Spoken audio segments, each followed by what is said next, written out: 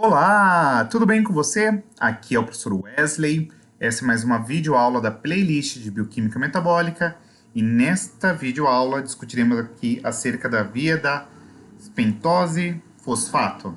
Então, vem comigo, eu espero que essa aula consiga te esclarecer as principais dúvidas neste tópico e que desperte em você um encanto pela bioquímica. Então, vamos lá?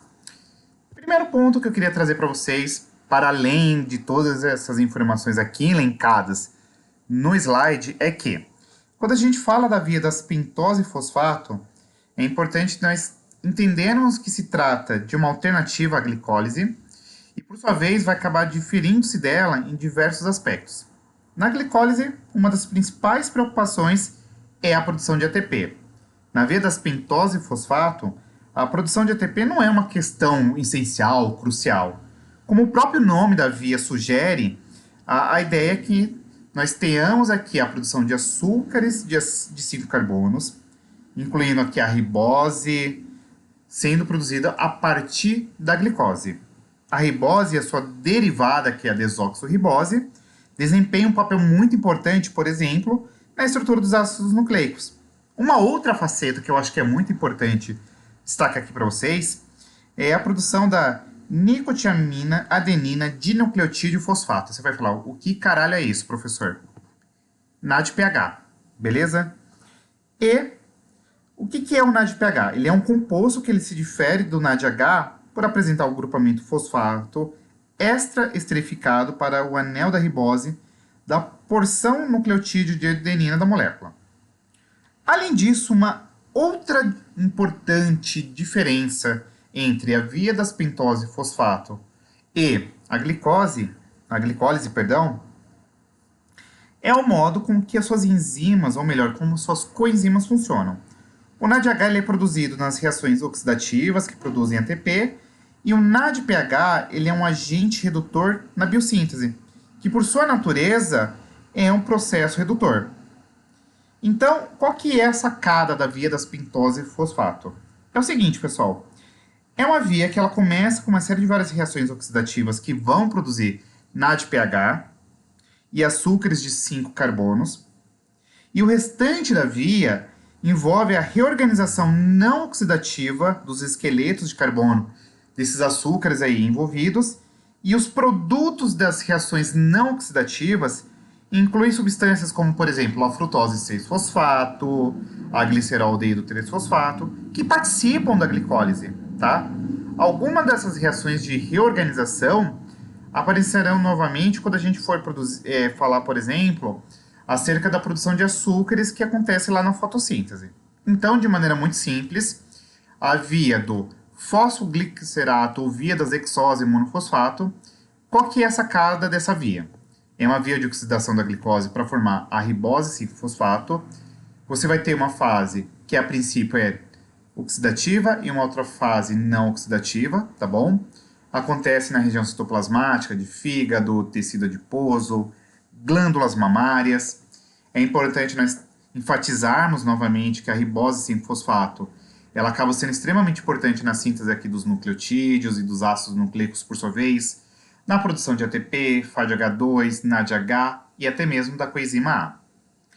Por sua vez, o NADPH ele também acaba sendo extremamente necessário para que haja síntese de ácidos graxos, colesterol e hormônios esteroides.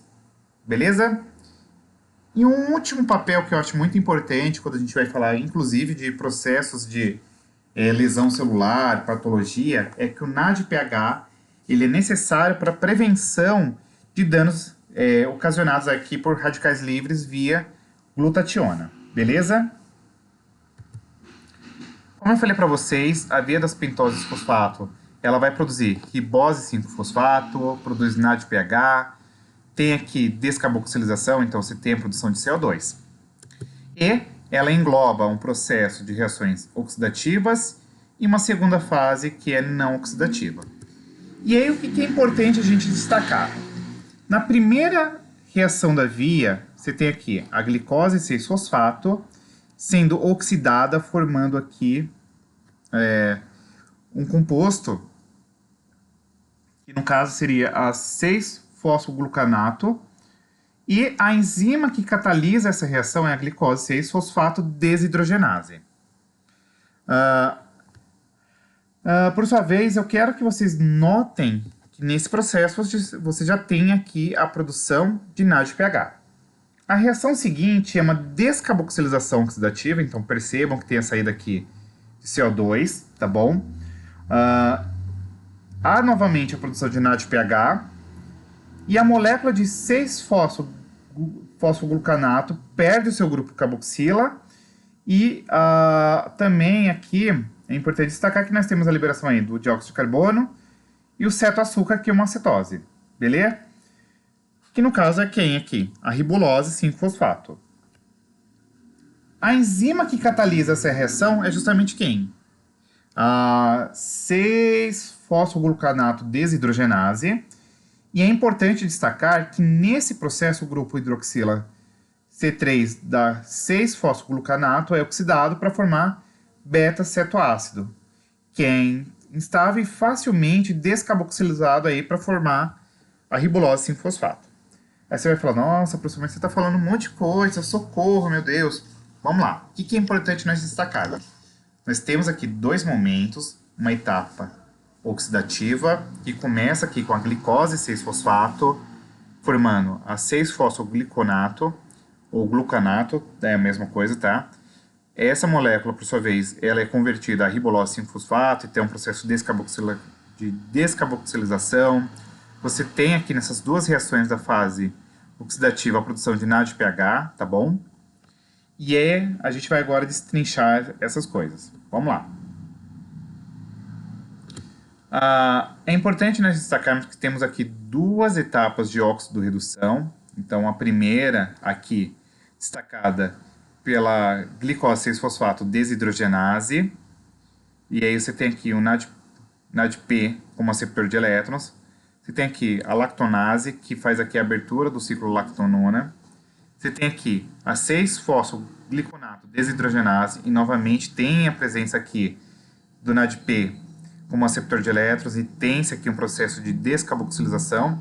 E você tem aqui também a presença da fosfopentose isomerase, para que haja aqui a formação da ribose 5-fosfato. Então, você tem toda essa cascata de várias reações, tá? Percebam que você tem aqui a produção de NADPH, descarboxilização, reações de isomerização, de maneira qual você tem aqui a ribose 5-fosfato. Por sua vez, o que é importante nós destacarmos aqui? A fase não oxidativa, ela acontece aqui em tecidos que necessitam de NADPH para as vias biosintéticas, e por sua vez, a ribose 5-fosfato, ela acaba sendo reciclada a glicose 6-fosfato. Então tem aqui toda uma série de várias reações, de maneira qual, ao término deste processo, tu tem a reciclagem da glicose 6-fosfato, beleza? E aí, nós precisamos destacar em especial aqui nessas reações da fase não oxidativa, a ação das enzimas transcetolase e transadolase, que cuidam desse processo de reciclagem de carboidratos que apresentam 3, 4, 5, 6 e até mesmo 7 carbonos, tá bom?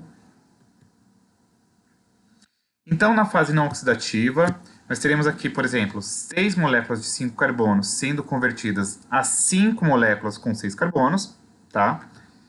E aí, esse é um esquema geralzão aqui.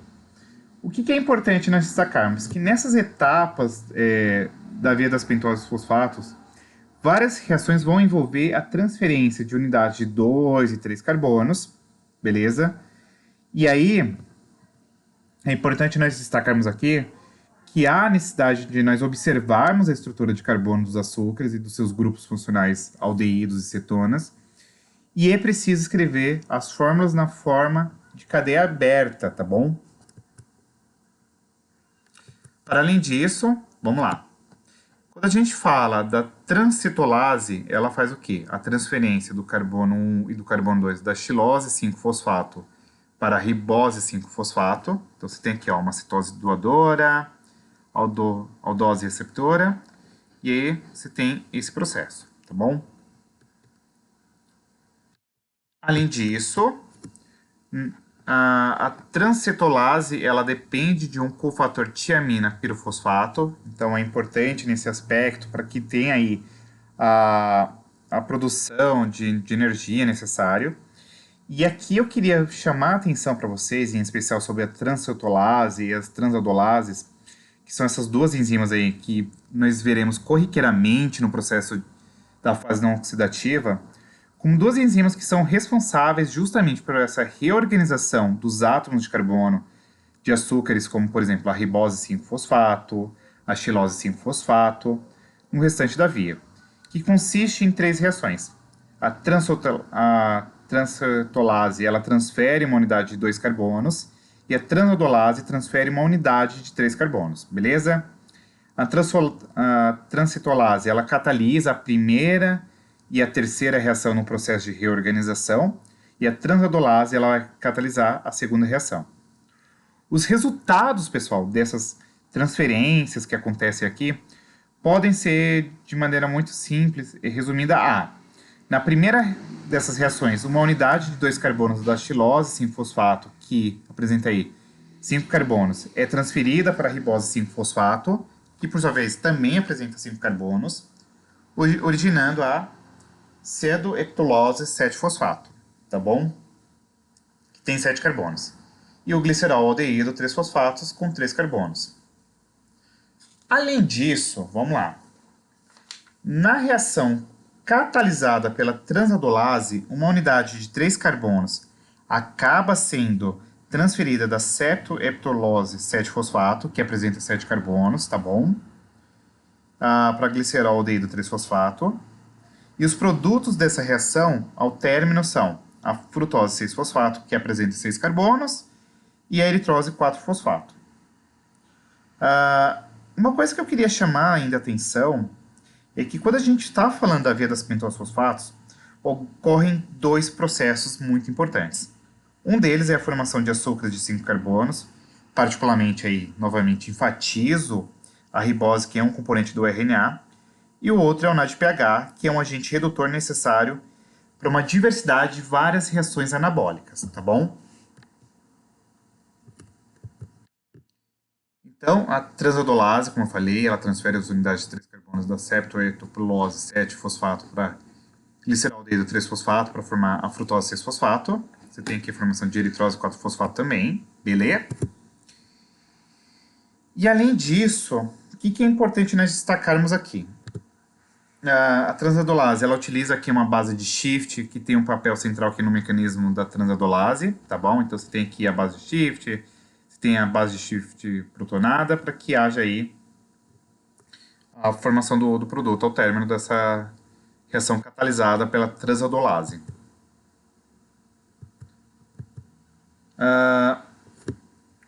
A transcetolase, ela transfere aqui o carbono 1 e 2 da xilose 5-fosfato para a eritrose 4-fosfato para formar frutose 6-fosfato, como eu falei anteriormente. Bem, quando a gente pensa agora a nível de controle da via das pentose fosfato, é importante nós destacarmos, como eu falei anteriormente, que as reações catalisadas pela transcetolase e transadolase, elas são reações que precisam ser destacadas aqui, embora eu não tenha falado, são reações reversíveis, tá? O que permite com que essa via, gurizada, ela responda às necessidades do organismo. A matéria-prima, que no caso aqui é a glicose 6-fosfato, sofrerá aqui diferentes reações dependendo da maior ou menor necessidade de ribose 5-fosfato ou de NADPH. E a operação da porção oxidativa da via depende fortemente das necessidades de NADPH do organismo. Beleza? Então a gente vai destacar agora esses processos para vocês entenderem a importância do processo. Então, primeiro ponto que eu quero destacar é que é uma regulação coordenada com glicólise e com a gliconeogênese. Depende do tecido e da disponibilidade dos precursores intermediários, tá bom? Você tem aqui alguns tecidos, ó, adrenal, fígado, testículo, tecido adiposo, ovário, glândula mamária, hemácias. E aqui nós veremos que tem toda uma série de várias funções atreladas à via das pentoses. Por exemplo, ó, no adrenal, síntese de esteroides, fígado, síntese de ácidos graxos e colesterol, testículo, síntese de esteroides, tecido adiposo, síntese de ácidos graxos, síntese de esteroides, de ácidos graxos, manutenção da glutationa reduzida. E aí, a partir desse ponto de partida, primeiro passo, disponibilidade da glicose 6-fosfato. Então, vai depender da inibição da fosfofrutoquinase e da gliconeogênese. Acaba sendo regulado aqui pela desidrogenização da glicose 6-fosfato, tá? Dependendo aqui da disponibilidade de NADP, e a oxidação da G6P, perdão, que vai utilizar aqui o NADP como receptor de elétrons. Então, vamos lá. A G6P desidrogenase, ela é inibida fortemente pelo NADPH, tá bom? Então, é uma regulação alostérica, beleza? Vamos lá. Primeira condição quando a gente fala da via das pentosfosfatos. A necessidade da hipólise 5-fosfato, sem que necessariamente nós precisemos de NADPH. E isso está diretamente estrelado numa situação na qual tem aqui a necessidade para a síntese de DNA e RNA. A ribose 5-fosfato ela é formada a partir de intermediários da glicólise pelas reações inversas da fase não oxidativa, e a fase oxidativa é inibida aqui pelo excesso de NADPH, beleza? Segundo contexto, necessidade de ribose 5-fosfato e de NADPH. Então você tem tanto a via oxidativa quanto a fase não oxidativa ativa simultaneamente, e isso atrela-se, por exemplo, num contexto de reações de biossíntese. Terceira condição, necessidade de NADPH sem que necessariamente necessite-se de ribose 5-fosfato. Então, acontece aqui na síntese redutora de lipídios, o NADPH ele acaba sendo formado aqui pelas reações da fase oxidativa, e o excesso de ribulose 5-fosfato é convertido a glicose 6-fosfato via intermediários aqui gliconeogênicos. E por fim, o quarto controle é justamente a necessidade de NADPH e ATP. Então está aqui atrelado com a síntese redutora de lipídios, ou quando, por exemplo, o NADPH ele acaba sendo formado pelas reações da fase oxidativa, e novamente a ribulose 5-fosfato ela é convertida a gliceraldeído trisfosfato, que continua aqui na via glicolítica. Beleza? E as literaturas adotadas foram essa, em especial o Voigt e a 6ª edição aqui do Lenneger. Se você tiver gostado, deixe o seu like, curta, compartilhe, se inscreva, dê hype no vídeo e etc. Tá bom? Um super beijo e até a próxima. Fui!